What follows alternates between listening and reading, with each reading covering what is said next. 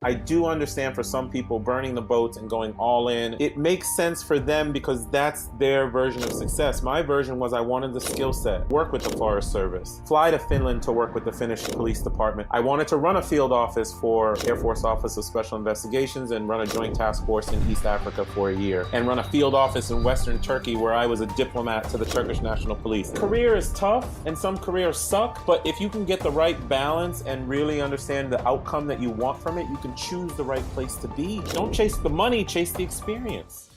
You're listening to the Real Estate Runway podcast powered by Quattro Capital, where we're all about alternative business and investment strategies to help you amplify life and maximize wealth. Here's your host, Moe The Connector.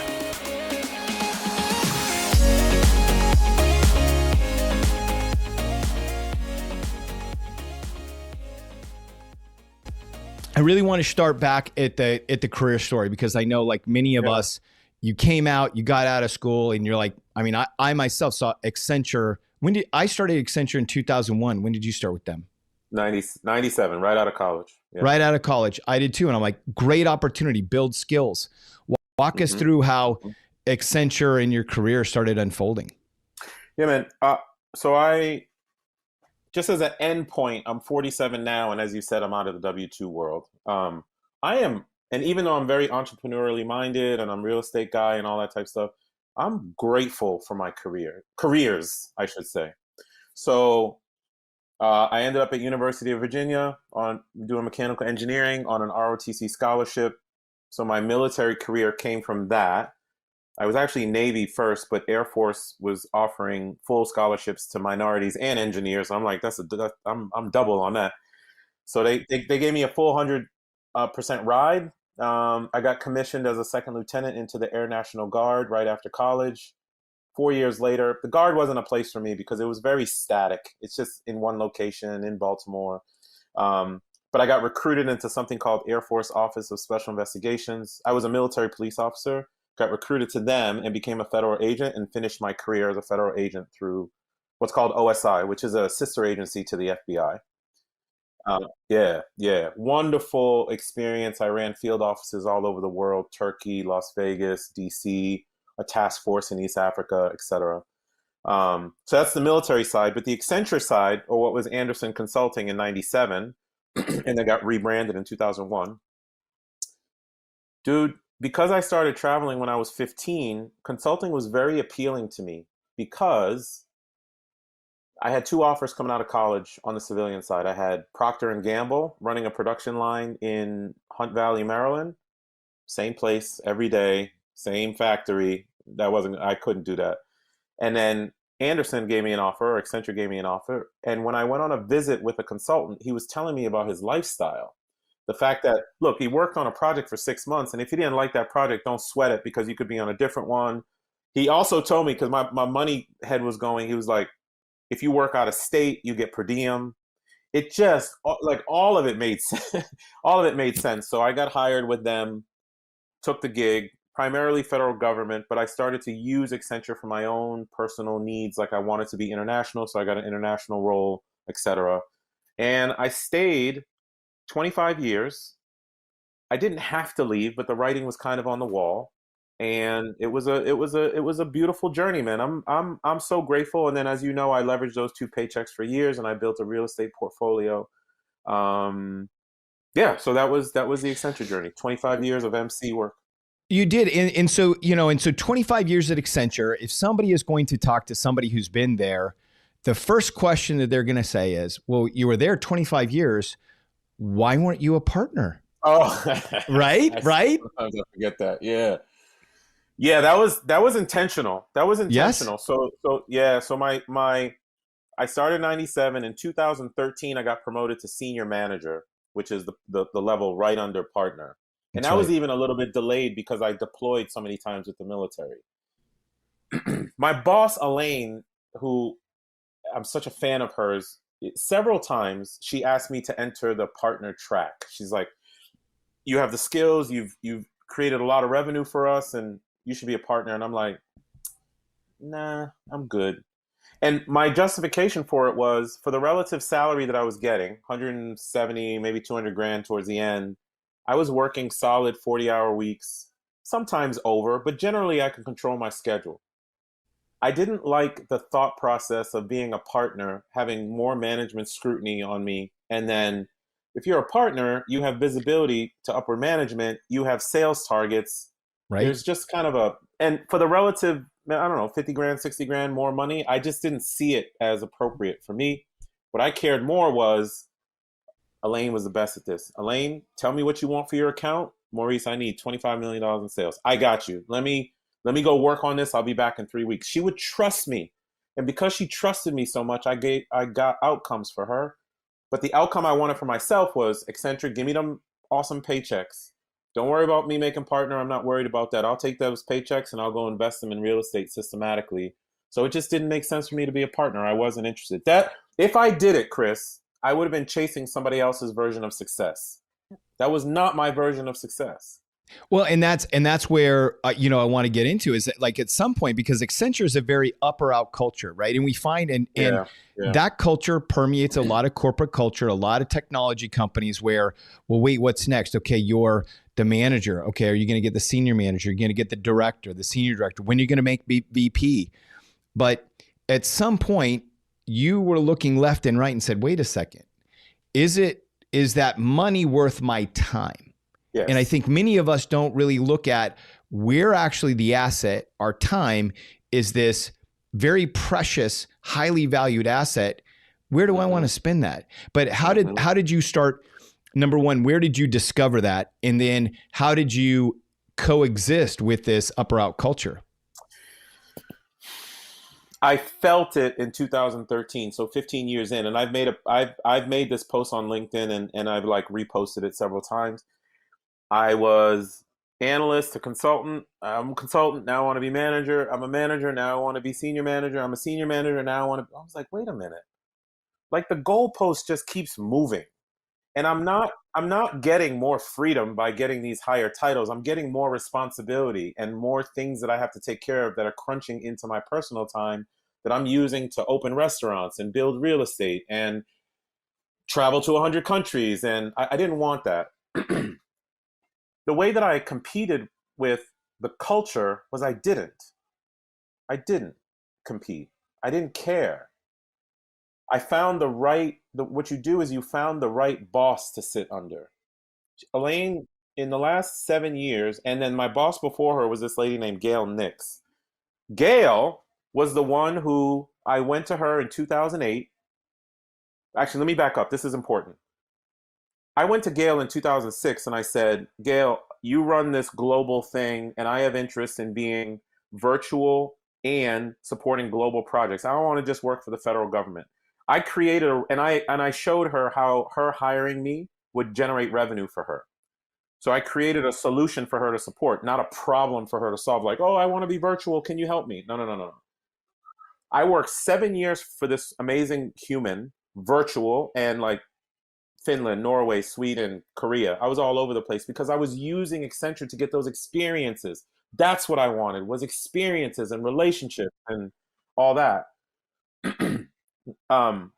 In 2008, when I got the Jones to be a police officer, I went to Gail and I said, Gail, I think I'm about to quit. And she said, why are you going to quit? I said, man, because when I was on active duty for OSI, I was helping people. Like I was finding missing children, and it was a wonderful experience. And I said, I just want to be a street cop in my neighborhood. And she's like, you're going to give up 80% of your salary? Yeah. So being the beautiful human that she was like, nah, we're not going to do that. We're going to find a way for you to do both. I went to day academy for the police department. And at 3:00, when I was done with academy, I would log on and Gail was like, just work as long as you can. And if you can only work 4 hours because you're tired, then take 4 hours of leave that day. Gail was the one who gave me that. All right. So long story short, I wasn't competing with anyone at Accenture. I was using Accenture to create my own experiences, my own journey, my own relationships with the head of the Portuguese FBI, who I briefed for Accenture many, many, many times, who's still a good friend of mine, right? While other people were chasing titles. And I'm not saying that that's wrong, but what I'm saying is that was not my version of success. My version of success was relationships, traveling around the world, building skills, and then on the outside, building a massive portfolio that would take care of me for the rest of my life. And so you talk about this too. This is one of your writings on LinkedIn that I think is so powerful. It's you're working with a purpose that's focused on your own greater purpose. Yes. Right? Yeah. That's the mindset shift, right? It should be. And the way that I articulate lifestyle design now on social, I didn't have this all designed in my head when I was in my 20s and 30s. I'm saying it all in reflection, you know? Right, of course. But man, it just all made sense to me. It made sense to leverage. It made sense to leverage the W-2. And what I say about purpose and purposeful, a career is a purpose, your God-given talent to be alive. Right. If career, that's a purpose. Like my best friend in high school, Allie, she graduated Yale Law. She could be at a law firm making $2 million a year, but she's an immigrant rights attorney in California, probably making less than $100,000 because her daddy worked with Hugo Chavez back in the 70s, God rest his soul. And Wow. she wanted to be part of that lineage. Right. That's her purpose. She has won. She is doing the thing that makes her alive, and she gets up every day. That was being a police officer for me.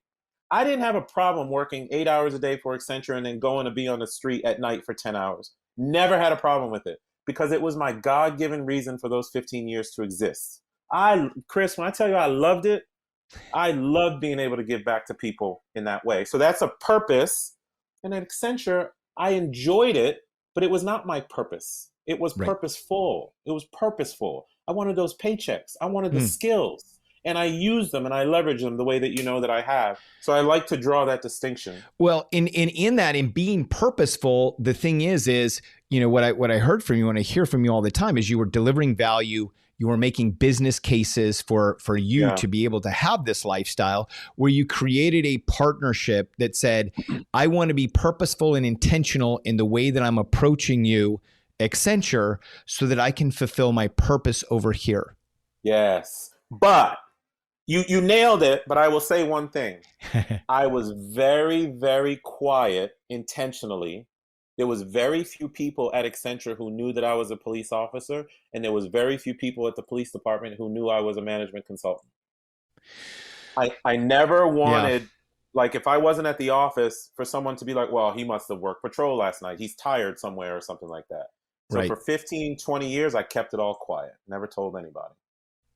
Well, and I think that sometimes, and I think this is, you know, this is part of your story too, as we're going to start getting into, you know, some of the conversations around investing is, and we've talked about this, is when you start bucking the status quo, when you start saying, I don't want that promotion, I think I'm fine. You know, people are like, are you okay? Like, do I need to check in with you? And you're like, no. I've actually got this whole other plan. Well, what is that? Well, it involves commercial real estate. Oh, we better bring in the counselors now, right? I mean, when you start forging your own path in this standard quo world, it can be really lonely. Dude, Chris, not only was it lonely, let me just paint you a picture of a day in the life of that when I was at the height of it, when I was full-time plus real estate. Work all day, Accenture, client calls, whatever. Get on the metro from DC, get back to the house at 6 p.m., cook dinner, be with my oldest. My youngest came a little bit later. Do homework with him, lie down at 7 p.m., wake up at 8:15 p.m., put on my uniform, get in my patrol car, get to roll call, hit roll call, go have dinner with the fellas and the ladies and stuff, break. And then for like 11 p.m. to 3 a.m., I was humping. Like I was a very proactive police officer. Once 3 a.m. came, assuming there's no calls, I would go to the back lot, lean my chair back, and just wait for calls. It was me trying to get a little bit of sleep. Like I'm just like this. And then you develop what's called radio ear. You hear your call sign or your boy calls for help. And you're like, I'm on my way, right? Okay, 6 a.m. comes, I go back to the house, I lie down for an hour, 7 a.m., my son wakes up, I start getting him ready for school, I put on my Accenture clothes, I go to court on the way to Accenture, I stop in, I check in with the state's attorneys, my cases are usually solid, so they don't need me the whole time, I get my overtime, I jump on the train, I go back to Accenture and I press repeat. That was 4 days a week I did that. And then on the weekends, I would do real estate. Man, I look back on it now and I'm like, how the F did I do all that? But I loved it so much, and I was building all this other stuff on the outside. And back to your point of it being lonely, it was lonely. It was very lonely because I couldn't tell people, and I had what I pen as entrepreneurial depression. I couldn't find you. There was no LinkedIn for me to find Chris. All I had was aisle 6 of the Fairfax County Library to go get information. We weren't sharing with each other. Like, who was doing what I was doing, plus traveling to all these countries, plus being in the military? Like, there are people who do unique things like that. But what I'm suggesting is, at the time, I couldn't find anybody, and it was a very lonely process. Mm. Well, and I think something else, I think that's really interesting about the journey too, right? Is and just for people in general, many people have this perception, and I see this a lot now, is and this is why I have a lot of respect for you advocating for the W-2, where you learn skills, you built relationships, Yeah. and it enabled you to become an entrepreneur, because now you're working a lot less. But many people believe that the transition to get to entrepreneur, or stepping into an entrepreneur, like, let me go eject the W-2 because this life is easier, because they see the result that you have now. But the transition, I mean, I know for myself and my wife, as we were working corporate jobs and we wanted to learn real estate, it was, you put the kids down in the evening and we're on the couch, studying real estate, like trying to figure all that stuff out. It's hard. I'm not a proponent of burn the boats. I think W-2 is wonderful. I briefed the head of the Portuguese FBI. I helped Accenture get into the U.S. Forest Service. My old boss called me. I've been gone 2 years. She called me and she said, "Hey, Maurice, I want you to know that we just won $150 million BPA at Forest Service. Your legacy continues." Because I was the first person to get us in there. So she's still keeping me a part of it. For some people, however, I understand. I do understand, for some people, burning the boats and going all in and all that makes sense. But it makes sense for them because that's their version of success. My version was, I wanted the skill set. I wanted to work with the Forest Service. I wanted to fly to Finland to work with the Finnish police department, the National Finnish Police Department, on behalf of Accenture. I wanted to run a field office for Air Force Office of Special Investigations and run a joint task force in East Africa for a year, and run a field office in Western Turkey where I was a diplomat to the Turkish National Police. I can't do that as an entrepreneur. I needed those experiences, man. So when I joke about this, but now I actually take it very seriously. I think I've lived 5 lifetimes at age 47 already. And I'm so grateful. So I want people, like, career is tough and some careers suck. But if you can get the right balance and really understand the outcome that you want from it, you can choose the right place to be, right? Don't chase the money, chase the experience. Chase the experience. And I think this is something that you really talk about in your Try Life On program, where it's like you help people understand that in the W-2, you can seek freedom. Yes. You can seek freedom in your W-2. And so what are is it the 5 freedoms that you talk about? Yeah, it's the 5 freedoms. So my coaching is, the goal of coaching that I do is to help people build lifestyle they don't need a vacation from. When you see me in Lebanon or wherever the heck I go nowadays, or doing business for Quattro, and okay, next week I'm going to be in Cyprus, I don't take vacations anymore. It's just how I live. I want people to build a framework by which they can live their life and they feel they don't need a vacation. But that's all focused around understanding what your perfect day is. I don't know, like, I want to be in Barcelona. I want to feel the breeze off the Mediterranean, 7 a.m., coffee's going. I have a nanny. I have enough money to get a nanny. I work from a coffee shop. I have 3 calls with investors. I do my entrepreneurial stuff. Then I go hang out with Chris. We break wine. We have a glass of wine together. F it. We have a bottle of wine together because we're such good friends. I go home, blah, blah. Like, whatever your perfect day is, you take the 5 freedoms: time freedom, financial freedom, geographic freedom, freedom to execute your purpose, police officer, freedom to build meaningful relationships. Only reason I'm a developer in Cyprus is because I built a relationship with a guy who was already doing it. Right. If I just talk to Accenture people, I'm not a developer in Cyprus. You need to build relationships with people who are doing things you want to do. We build goals in those 5 buckets. Inevitably, those goals have blockers, things that are stopping you from making it happen. We co-create the actions to get over the blockers. At the end of the process, it's not that you're going to live your perfect day every day. That's impossible. But it's that Right. you have the framework to live it whenever you want to, which is like, I'm in DC right now, brother, but on Tuesday, I'm back on a plane to the Mediterranean because I can. Right. And that's where you Yeah, want to live. And I that's think right. it's so important for people to have this mindset, because the reality is in this program, you're not going through the 5 freedoms and saying, okay, now go put in your resignation papers. That's not it at No, all. no, You're no, no, no, saying, no, no. Yeah. just to make sure that people are understand, because I think people get this twisted real easy. They're like, oh, to get the freedoms, I got to go eject that. No, you do that in partnership with it. Yes, so in my case, so let's use my example. I wanted geographic freedom. I wanted to be able to work from anywhere in the world with Accenture. I wanted to support clients internationally. So I created that role that I presented to my ex-boss, Gail. It's not that I quit Accenture to go do that. It's that I presented a solution. I found a way within the construct of the W-2 that I already had to get the outcome that I wanted. On my blueprint, if you will, it would have said, geographically, I want to support everything all over the world. I want to immerse in culture. I want to feel good. I want to learn new languages. I want to eat new food. And I want to be in a business context where people respect me in a foreign place. Okay, so I didn't quit. What you do is get a virtual gig. And if you can't get it within your company, then maybe it does make sense to go externally. The thing about real estate and assets, here's the thing. Everybody can make good money in their career. I got that. But you want to buy assets along the way because at some point in the future, you want to be able to continue your lifestyle. The W-2, that stream of income is going to stop. You either don't want to do that job, physically can't do that job, or your company is going to tell you, man, you've been here too long, right? Right.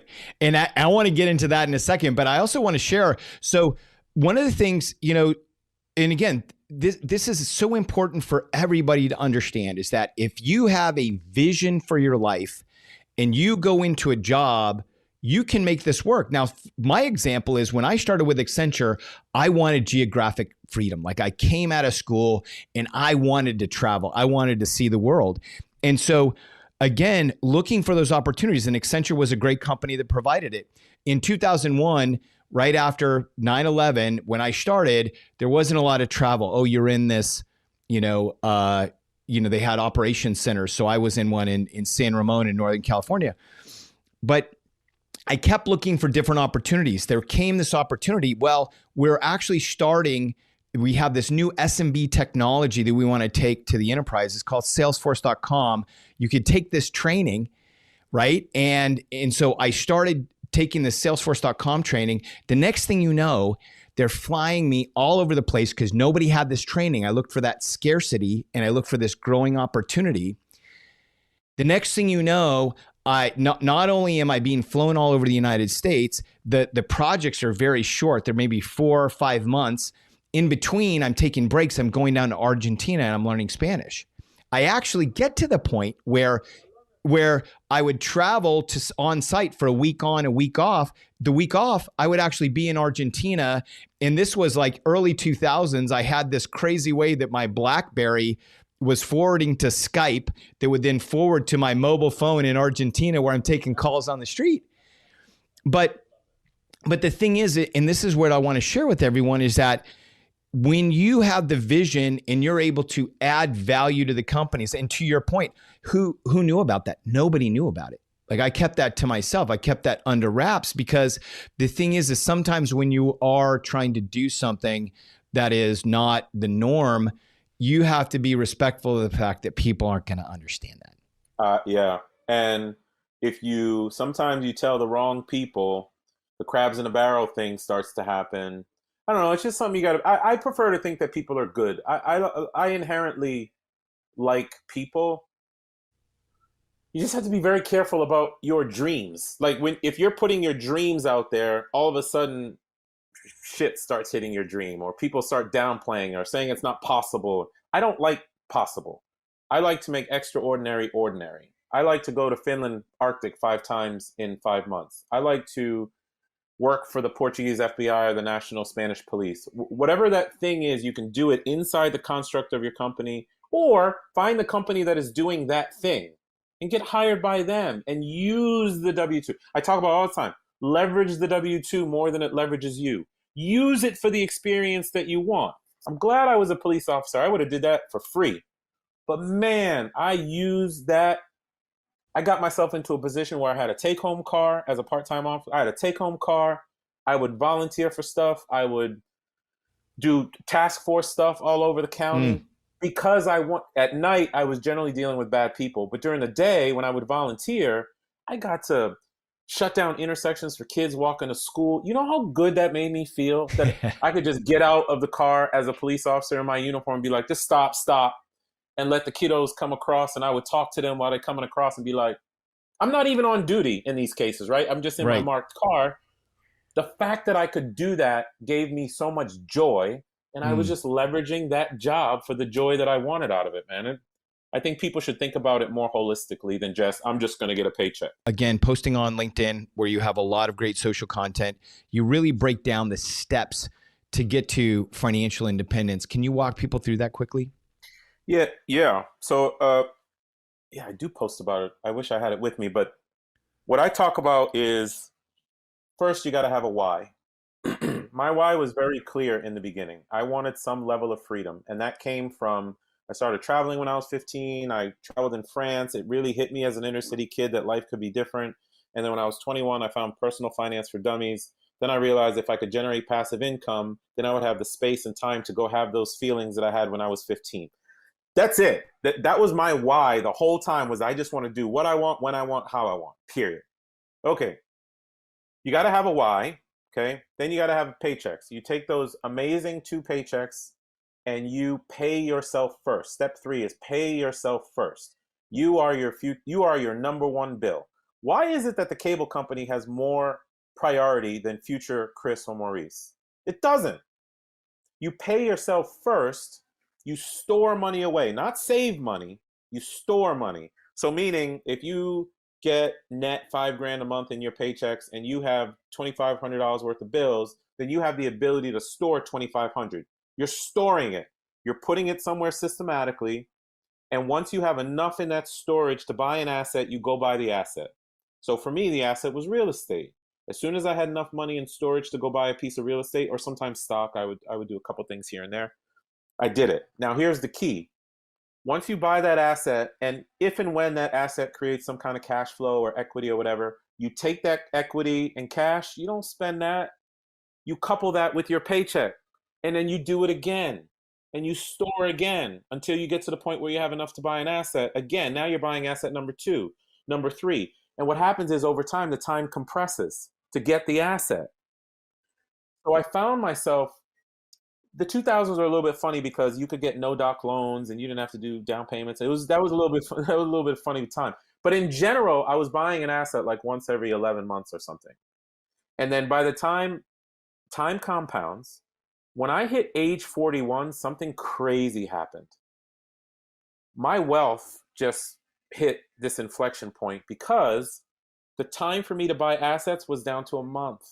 I was buying 1 asset a month. I didn't even realize it until it was happening, because I was so systematic about my process over the years that it started to compound on itself. And that's how I got myself to financial freedom. So it was single family homes, 2002 to 2015, got up to 35 single family homes. A bunch of them had equity in them. I sold the ones that had equity. I paid off the other ones.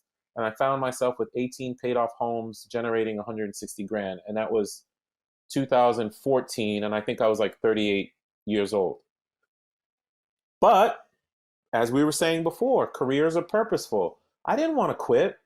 I stayed working for another 8 years. I really,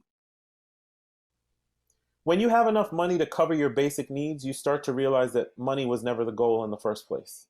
Right. You realize it. And, yes. And I went through it. I went through that.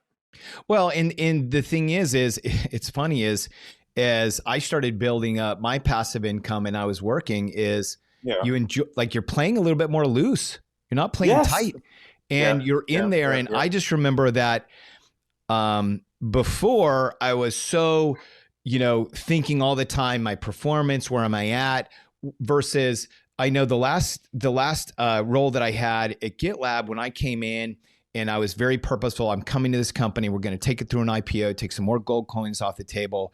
But I already had really solid passive income coming in. I was more, how are you doing, Maurice?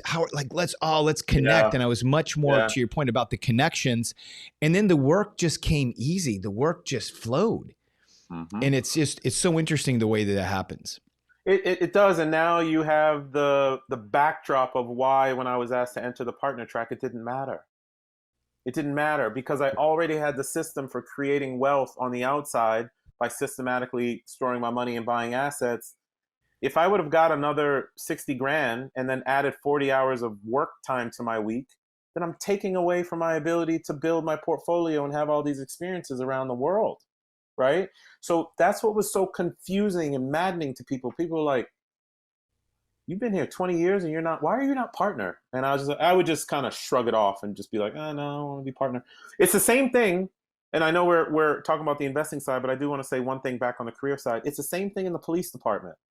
Because I was a federal agent and because I hit the title of lieutenant colonel, I have the qualifications to run a mid-sized police department as a chief of police. So when I got there, people were like, damn, you've done task forces and murders and espionage and all that. Why are you not a detective? I don't want to be a detective. I came to being a police officer at age 33 so I could be in the huddle. I miss football. I just wanted to go to roll call and just go out on the street and be one of the guys and the girls and just go do good work. Why is everybody so focused on I got to get to lieutenant or captain or chief of police or... That was not my purpose. But the reason I had the ability to say that's not my purpose is because I built this portfolio on the outside. I didn't need the money. I was there for the experience. So that's how it all ties together. Real estate and investing is very purposeful. It is not about money. It is about the ability to live life the way you want to live it. And that's what that money gave me. Well, and I think when you have a purpose, right? I mean, my purpose was and is the fact that I want to be able, as my boys are now, 9 and 10 respectively, I want to be able to walk with them into manhood, and I want to be able to be present. I want to be able to prioritize that journey and go on some adventures with them and walk with them in that. And I think when you have that purpose, I mean, this is something that you and I talk a lot about, which is this whole concept that is counterintuitive, not just to W-2, but also counterintuitive to investing, which is deleverage. When you have an investor and you're like, oh yeah, I'm sitting on, these 10 paid off homes, or I've got 5, paid off homes, and they're just sending me these checks as my baseline. Oh, you need to exit out of those and you need to get leverage and lever up. No, I don't. I'm actually good. But this is where purpose, when you apply purpose across W-2 and investing, and your focus is really, where am I spending my time? Where am I lining up against my freedom goals? Mm-hmm. Your whole perception or your whole definition of success changes. It does, brother. And when I got to that level of investing in 2014, where I had the 160 grand, I got really bored because I was still pressing repeat on the same methodology that I had been using since 2002. That's how I got the push into multifamily, because I wanted to do something different and I wanted to learn, right? So I did 8 multifamily deals on my own, by myself. I had 1 or 2 partners, but it wasn't systematic. It was just me learning. 2 of them were mobile home parks, which is interesting. And then in 2020, started Quattro Capital with 4 other partners. And you know that story. We've done 220 million of real estate in the last 3 years. That's not me trying to be the biggest dude or have the most assets under management. No, that was me trying to help people on their financial freedom journey get it faster than I did, because mine was really slow. But where I am now on a personal level, and you and I talked about this, I'm actually deleveraging a bit. Meaning I still have some loans on some single family stuff that I got later in life, maybe in 2018, 19. I got like a 220 grand payday out of this other multifamily project. I didn't go get another multifamily. I paid off one of the single family loans that I had. So now that place is $1,600 of cash flow added to my pocket for the rest of life. You want to get yourself in a position where you are stable. And then the other thing is, now I don't think about money at all. I'm not thinking about growing my business. I'm not thinking about being the biggest guy. I'm thinking about having the most experiences and relationships that I possibly can for the rest of my life. So I just bought a house. I'm trying to buy a house. So I'll probably close next week. And I intentionally bought that house with cash because I don't want the leverage. But I bought it because it's an entertaining house. Like, I'm going to be able to have friends and family come over. Everybody hangs out in the gourmet kitchen and stuff like that. Man, I want to live. I am true to form to Bill Perkins' book, Die with Zero. I am no longer optimizing for money. I am optimizing for life fulfillment at age 47. I put in 25 years of a ton of work. And now I'm young. I lost all this weight. I'm working out like a bandit. I'm spending time with friends. I'm spending time with my kids way more. I'm plugged into life and planet as I should be, man. And I hope people use career to invest so you can get to the point where this is what you're focused on, the good aspects of why we're alive on this planet. And I want to rewind it a little bit because, when we're all trying to figure out this financial independence, financial freedom, is when you make that first investment. Because I'm sure, like, when you bought your first home and you realized, okay, I'm getting what, $500 a month off this thing. It was like $200 I think is my there you go deal. There you go. No, and I and so you're getting $200 a month. You start scratching your head, and you're saying, how does this work? Like, how does this all work? And then you realize, okay, you have to, again, have this long view, and you're like, well, okay, that takes out a couple of my bills. But in honesty, what you're doing is you're reinvesting it. You're not using it, but that's in your mind. You're saying, okay, I have cash flow that, if I don't have a job, I can pay a few of my bills. Then you stack the next one and you get a few more, you get living expenses. But there is a point where you understand how this works. And I told you my story where we sold our house in the Bay Area that, again, it was this prized possession. Like, oh, you're in the Bay Area. You got to get a home there. So we had to work for equity to get the home. Then we sold this home for, a couple $1 million, bought our primary residence, 5 single family homes that, again, all of a sudden started covering all these expenses. And we learned right away, oh, right. So now we traded one home for 6 homes and it covered mortgage, it covered electricity and the home insurance and the taxes and stuff. But that was the lights on. But for you, as you were climbing up, how did you start, seeing, okay, this is how it works and having faith in the process? When I coach students now, we create a financial blueprint where they can actually see how that all works, plotted out. I wasn't that prescriptive. When I started going to the library in 2002, 2003, because I bought a place to live. It appreciated $30,000 in 3 months, and it was confusing. I was like, what just happened? My father explained equity to me, so I went back to the library and I just started reading books. I just had faith in what I was reading, because sometimes when I would buy condos back then, they didn't cash flow positive. Sometimes they were slightly negative. Sometimes they were break even. But something dawned on me. And I feel like it was this broker who told me this, but I can't remember. But it dawned on me that if I can just hold on to them for a long time, the rent will eventually go up a lot. People don't have patience. The one thing I was very good at was systematic patience. Because if you have something that's zero cash flow now, like, man, like I'm subsidizing housing. I'm paying a little bit into it every month. That's okay. That's okay. What I cared about was, like, I wasn't worried about the average annual return or the cash on cash return. What I was worried about what this thing would actually do for my life. So 10 years later, I started to feel it.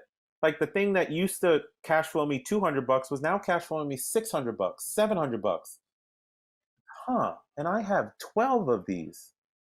Let me get a few more of these on the plate. Even though I would now get them in like 2013, 14, 15, I'm like, I'm not worried, because in 2023, these things will be, That's how my mind thinks. I don't think about what is the asset going to do for me right now. I think about what's the asset going to do for future me later, and I'm willing to wait the time. And you can probably tell I'm a buy and hold guy. I don't really sell much. Um, it's what it does for my life. I don't care about rates. Not in Quattro world, not when I have investors, but for myself, what I care about is what does it do? Does it pay my bills? Does it give me money so when I'm overseas? Chris, I'm so proud of myself for this. I have to say, I'm proud of 23-year-old me for this. 47-year-old me is so proud of 23-year-old me because 47-year-old me is still living off the 14 of the paid off places that 23-year-old me started to buy. So even though I have 30 apartment complexes and this and that, I'm still living off the condos that my 20-year-old self bought. Man, and that was courage, right? That was courage, because I think for most of us, and it sounds like you got a lot of your education, and I think this is really important on the journey to financial independence. We have to seek teaching. And so 23-year-old you, I know you were spending a lot of time at the library. Mm-hmm. And it's funny. I'll have to tell you a little side note is because, my wife, who's Haitian as well, loves the libraries. And so after talking to you one day, I said, I was just talking to Maurice, like, is the love of libraries, is this a Haitian thing? Oh, is it a Haitian thing? I don't know. It was free. It was free. But then from the library, where did you start getting some of your education? Because you probably realized, okay, I need to know more. I need to get advanced tactics. Yeah. It was when, so library was my main source of knowledge along with brokers and stuff like that. But the library was my main source of knowledge from 2002 to 2015. If you think about it, Yahoo and Google and those things, they just came around. Like Google was in its infancy in 2004 when I was starting, Yes. In 2015, when I got the idea to do multifamily because Facebook was listening to me and put an ad in my phone, I went to a multifamily seminar. I walked out of the seminar in 7 minutes. It was one of those introductory ones. I'm like, yep, this is the thing that I'm doing. And eventually I paid 50 grand for a one-on-one mentor. Now, here's the thing. I had 50. I think I sold a condo or something because I started to realize, why am I going to reinvent the wheel when this person has already done what I want to do? Right. It took me 2 years to do my first multifamily deal. And you know what got me over the hump? That mentor getting on a plane from Providence, Rhode Island. I love this story. This older white gentleman gets on a plane from Providence, Rhode Island to come see my younger black self, okay?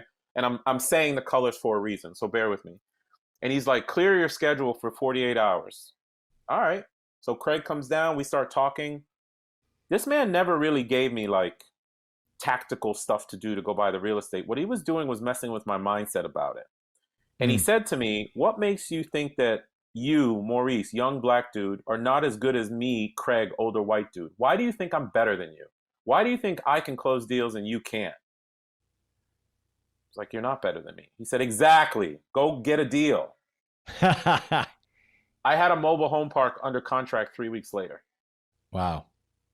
Just because that mentor went out of his way to get on a plane to come challenge me, because every time I ran into a problem in multifamily, status quo would pull me back to single family. I'm like, I'm good with the single family. I'll just go back there.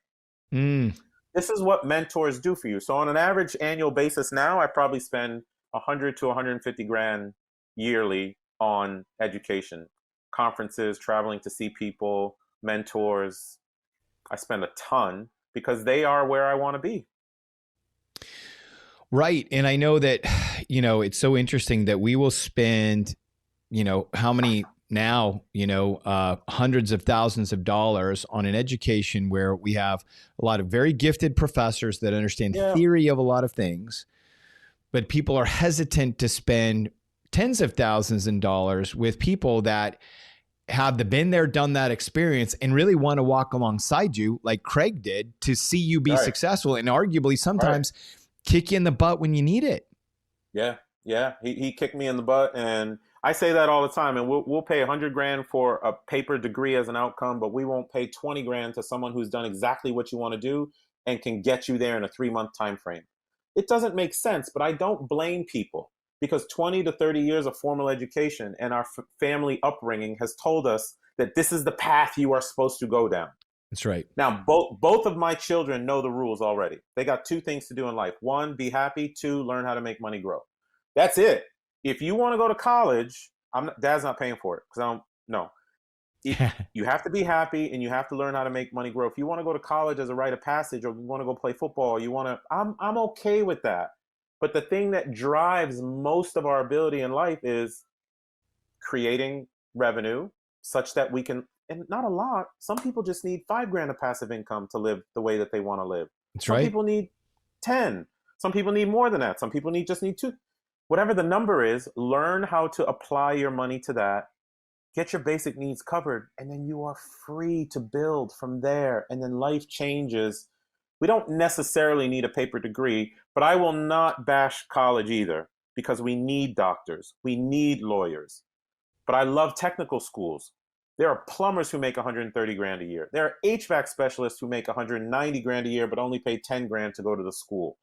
Why are we going into this big system where we're paying $100,000 to get a music degree? No, I'm not hating on music, but why? Right. Because it's a system and it's a business. Don't get it twisted. Colleges are a business. They are a business, right? We have to do self-education to free ourselves from all this stuff. And that's what I was very good at doing. And then what did you learn? Like, I know that you understand how the ultra wealthy think, and it's different than what we think. And in fact, I this came to me the other day. Let me know what you think. We're going live with this right now. This is live. But I said the ultra wealthy, well, so middle class thinking is I am going to do my own budgeting and bookkeeping, and I'm going to outsource my wealth management. Where ultra wealth is, I'm actually going to outsource my bookkeeping and budgeting, and I'm going to do my own wealth management. Yeah. Right? What I learned from wealthy people, man, I say it all the time. Like, debt is a wealth tool. Self-education is a wealth tool. Hiring experts is a wealth tool. There's one particular person on LinkedIn. I was so fond of his information. I paid him $2,000 just to meet with him for an hour. Wealthy seek information and will pay for it. Will pay for someone's time because that shows to that person you value their time. They won't waste your time. They will give you exactly what you need. Now, I joke, but I'm serious. For all the relative success that I've had, I think I know 7% of the rules of the rich. Chris, there's so much out there. Like, even having the conversation with you, learning about posturing for equity as a play, right? I learned something new. I learned about cost segregation studies and grander multifamily. One of the reasons I just bought this house cash is because I did take a distribution from a retirement account I had. I'm not going to pay any penalty because I have so much depreciation available to offset the taxes. I did the calculation. I'm like, no, I'm not going to pay any tax on that at all. The wealthy, as their number one tool, they minimize their taxes. They don't react to taxes. They plan for taxes. And then they take that money that they never paid into the tax system legally, and then they reinvest it over and over and over again. These rules are not exclusive to anyone. You have to go out and seek them and put them to use in your own life. I have done it to an extent. I can get better, like with whole life policies and things of that nature. But again, I'm not optimizing for money anymore. I'm optimizing for life fulfillment. So for everything I've done at this point, I'm like, nah, I'm actually really in a good position. I want to go live well. But I do pay attention, and I want to plug one book. I do pay attention, and one of the best books I've ever read relative to what we're talking about is Money Master the Game by Tony Robbins. And some people like Tony, some people don't. It's not a Tony book. Tony interviews 20 to 30 of the greatest financial minds you've ever, Jack Bogle, Mary Erdos from Fidelity, Sir John Templeton. Sir John Templeton, who ran Templeton Funds in the 90s, I learned something from him. When there's blood in the streets, that's when you get in there and you go buy stuff at a discount. Oh, I love wealth stuff, man. I mean, I'm so fascinated by it, but people have to seek the information themselves and apply it to their life. They do. And you're right. There's so many different levels to uncover. And I think on this journey, and the greatest thing that I've learned, is when you get on this journey, and I think especially now things have opened up with the internet and a lot of these conversations about financial independence, is you can meet other people and share ideas on the journey. There's so many more people now talking about this, doing this, and encouraging each other. Exactly. And I'm a real estate guy, but the last conference I went to was Dealmaker Live, meaning I went to a conference specifically for fundraising, to create a fund, a non-specific fund. Instead of, I'm going to raise money for real estate. No, I'm just going to raise money in a fund and we'll figure it out. Now, I don't know if I'm going to do it, but after what I heard there, I'm like, what? How does this work? And I was just flabbergasted. They are skirting the whole financial system. They're making their own economy, and they're working with private people who want their money to grow in certain ways, who want nothing to do with Wall Street. So a friend of mine has a $100 million fund. Another friend has a $500 million fund. And here I'm like, maybe I'll do a $5 million fund and learn because I want to do something small. Right. It's fascinating, man. But you have to go out and seek the information. There's me investing $5,000 to go to this conference, and then 3 days of my time. It's one of the best investments I ever made, if not for just the friendships and connections. Right. And I mean, I think that's the big thing you take away from it too. Yeah, man. Yeah. Well, I want to say thank you so much for your time, man. I always get so much value. At the end of every session, we do have a little fire round. I'm going to hit you with 5 questions right now, and we're going to get the thoughts, the details. Let's so right now, what is the way that you keep learning? Oh, I mean, it's just what I told you. I seek conferences and people who are doing things in areas I know nothing about. It does not mean that I want to build a fund. It does not mean that I want to build some business. What it means is I want to seek information so I can make an educated decision for me later. That's one thing.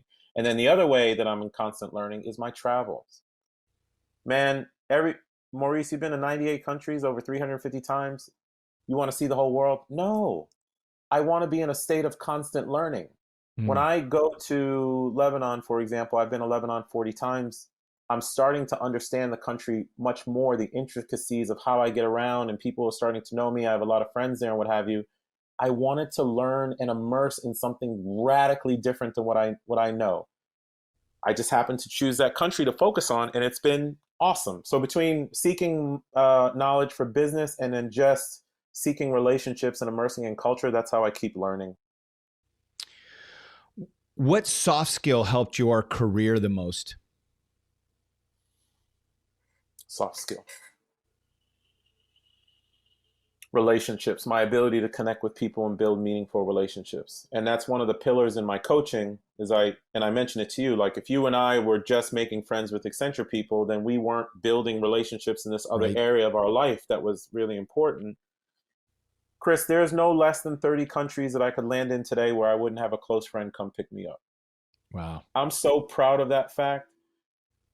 When people travel, some of the mistakes I think they make is they travel as a tourist. They don't travel with the intent to plug into what that community is. So here's a great hack, an example. The next time you go to some place that you don't know, you can order an Uber, that's fine. But when you order the Uber, get the guy or the girl's phone number and say, look, I'm going to call you directly. Come be my driver for the week. You know what happens with that? You build a friendship because you go into talking with the person. You are giving the person a lot more money than they would typically make. They are introducing you to their friends, family, and suggesting little nooks and crannies of the city that you never would have even known about. So now you've created this relationship with this person. And if you reinvest, this is what I do with people. I reinvest in them all the time. Remember when I said 98 countries over 350 times? Because I go back to the same places over and over and over, and I reinvest in those relationships. I keep showing up. That's the soft skill that has radically expanded my life, expanded my love for humanity, given me empathy towards all types of people. Wow. The Swami people of Finland. They're like the Native Americans of the US. They were persecuted too. I knew nothing about them, but I got like 3 Swami friends because I kept going back to learn about how they were hurt in history. people, man. Building meaningful relationships with people will help you so much on a personal and a business level. It's uncanny. Mm. All right. So this one is the converse. What is the worst investing advice you ever received? I want to scale. Mm. I hate that. There's nothing wrong with scale, or you should scale or something. Right. There's nothing wrong with scaling. When you are scaling as a consequence of wanting to help more people, I think it's a beautiful thing. When you are scaling in the context of I want to make more money, I don't buy it. Because when you chase money, it runs. But when you make money out of a consequence of helping people, it's awesome. So we have scaled Quattro. So Quattro Capital is the syndication firm I have, and we've scaled. We've moved into new systems. We have about maybe 1,500 investors now. I think I've invested about 90 million of people's money. We had to scale our systems to support our investors. But that's me trying to provide a service to my investors. I have to do that. Right. On the coaching side, on the coaching side that I do, I refuse to scale. I personally do not want to do group coaching so I can have 1,000 customers. I don't want to create a digital product. I don't. What I want, the goal for me in coaching, yes, I want to get paid. I do. My time is valuable. But selfishly, I want to build really deep connections and relationships with these amazing humans who are wanting to redesign their lifestyle into something they don't need a vacation from. So by the time we're done coaching after a 3-month period, we're friends. I have these amazing human friends all over the world, right? But I can only handle 10 people at a time, just time-wise. But it's immersion. It's beautiful, man. So no, I don't want to scale my coaching business. I want to keep it right where it is so I can connect with people in a meaningful way. So this default of you got to scale, says who? Like, what is your goal for the whole thing? I don't like when people just automatically go to everybody has to scale. When they default to that, yeah, it's too much. Yeah. What do you do to recharge your batteries? I'm a gym rat again, thank God. My oldest son, who I helped design his life, he is now a aspiring professional bodybuilder because he didn't want to be in the office environment. So we reverse engineered his lifestyle and how he's going to support it. But on August 3rd of last year, he came, which is my birthday. He looked at me and he pretty much said, "Dad, you look like shit. Where's the football dad I used to know who took care of himself?" And he just woke me up, Chris. Wow. And Yeah. I was 252 pounds, where normally I should be roaming around 225. I was still going to the gym, but you cannot out gym a bad diet. So I gave up beer. I started getting a certain amount of protein every day. I have not missed taking a set of supplemental vitamins in almost a year. I started a push-up challenge in May. I have not missed 1 to 200 push-ups a day in almost over 65 days now. Wow. I'm deadlifting 500 pounds again. My abs are back. Man, that's what I do to recharge. I'm at the gym every morning at 4 a.m., assuming I'm in town, but I'm doing something around 4 a.m. physically because that's what keeps me going. And what would be what would be the advice that you would give your younger self from what you know now?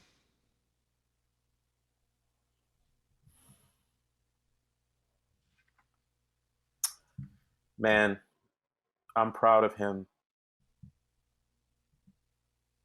I would tell him, I just got emotional a little bit, bro. Yeah. That journey, man. When I talk about it on LinkedIn now, it comes out as this seamless thing that happened. Right. No, not even close, right? What I Yeah. would tell him is go find like-minded people as soon as you can. Mm. I did way too much of it on my own. And as I think about it today, just the amount of lonely nights between like Accenture during the day, street cop shit at night, real estate on the weekend, the fellas are going out, but I need to do tenants, termites, and toilet bowls and stuff. And I really never sought out support while I was doing it. I made a mistake. And it's such a visceral journey when you are trying to get your freedom and you have this drive. I had this drive behind me, man. Like I would have dared someone to step in front of me for what I was trying to achieve. Yes. There are certain things I want to achieve today. I don't think it's wise for someone to say that I can't. You probably don't want to get in front of me. But I did it a lot alone. But now I have folks like you. And now I have my business partners. And now I have people all over the world who understand me, and the LinkedIn community who appreciates the content I put out, because I did go on that journey and stuff. But that was a little bit too much for one person to handle. What I did. So it's tough to, when I think about it, it's a very hard thing for me. No, it is. And this is where, I want to thank you for sharing that here, because the reality is that this podcast is here because other people are on this journey, and they may not be talking about it. They may not be talking about money. They may not be talking about career, but ultimately, to put a bow on this whole thing, right, is you figured out the career and how the career could give you the life that you wanted. And then you started doing extra time to say, well, wait, I need the career to then fuel this money thing so I can get to this point where I own my time. Yes. But it is, I mean, I'm blessed that the majority of this journey, I had my wife, but there was many years when I was trying to figure out the career thing where, I was on the road alone, and I had a tour of duty where I was in Asia, and it was an amazing experience, made a lot of relationships, but there was also long nights, feeling alone, doing a lot of solo traveling that is good. And I think what we want everyone to know listening is, like, we're here. Maurice is online on LinkedIn. He also is at trylifeon.com. Is that right? You got it. Trylifeon.com. Yeah. Maurice at trylifeon.com. Yeah. And we're here. We're here on a podcast. I've now started a monthly meetup so that we can just gather and have small, intimate sessions where people can have like-minded people talking about career and money and everything that goes in between. I mean, last night, we were talking with somebody who is, now they're really focused on, like us, like-minded, doing some real estate stuff. They've just had now their first kid, and mom wants to take some time off of work. So now all of a sudden, okay, income's going to be decreasing. They're managing a lot of things going on. And some of us in this journey, we have to, what I call, thread the needle. Like, it's like, okay, we're going to compress. We're going to do this for the family. It's good for the health. It's good for the time, but it's hard. And having people along the journey is so important. It's hard. And I appreciate you saying that. And anyone who's listening to this, like, send me a DM on LinkedIn, or send me an email, Maurice at trylifeon.com, or go through the Quattro Capital website, track me down. People who are entrepreneurially minded, there's nothing wrong with W-2, as I keep saying, but people who are entrepreneurially minded sometimes feel isolated and ostracized, because it's not like they can just go back to work and be like, yo, I'm opening a coffee shop tomorrow, when at work you're supposed to be writing a strategic plan for that client. So you're trying to do right by your company for sure, but you're also on this other thing. And when you don't have people to talk about it who understand it and have been there, it can be very isolating. So I encourage, go find someone. And if you cannot, then track me down, and I will be your support system in some kind of way. That's beautiful. Well, I want to thank you so much for being on the podcast. And for everybody listening, we are a new podcast. So please listen on Apple, Google, Spotify. Please leave us a review. Let us know what you're taking away from this podcast, and tell somebody else, right? Tell somebody else, because this journey of career and money can be incredibly confusing, but we're here with you on the journey. Thank you. We hope this episode was insightful and brought value to your day. If so, please be awesome and leave us a 5-star review. Find out how Team Quattro can help you at thequattroway.com and scroll down for more info. Until next time, this is the Real Estate Runway Podcast.